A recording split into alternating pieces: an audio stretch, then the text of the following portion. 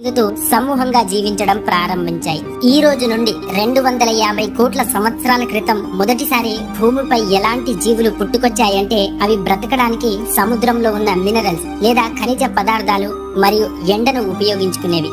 అవి మలం రూపంలో ఆక్సిజన్ ని బయటకు వదిలేవి. ఆ సమయంలో అగ్నిపర్వతాలు పేలడం వంటివి పూర్తిగా తగ్గిపోయాయి.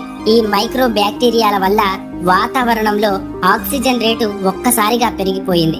ఆక్సిజన్ బాగా పెరిగిపోవడంతో భూమిపై వాతావరణం ఏర్పడడం ప్రారంభమైంది. ఇంకా రానున్న కొన్ని వేల సంవత్సరాలలో వాతావరణంలో ఈ ఆక్సిజన్ లెవెల్స్ ఇంకా పెరుగుతూ పోయాయి. దీని కారణంగా ఈ భూమిపై ఉన్న పూర్తి సముద్రపు నీళ్లలో ఈ సూక్ష్మ జీవులు వ్యాపించాయి. కొన్ని వేల సంవత్సరాల తర్వాత ఒకానొక సమయంలో ఈ వాతావరణంలో ఆక్సిజన్ లెవెల్స్ ఎక్కువ అవ్వడం వల్ల సముద్రంలో జీవిస్తున్న సూక్ష్మ జీవులన్నీ చనిపోయాయి. అప్పటి వరకు భూమిపై నీరు వాతావరణం ఏర్పడమే కాకుండా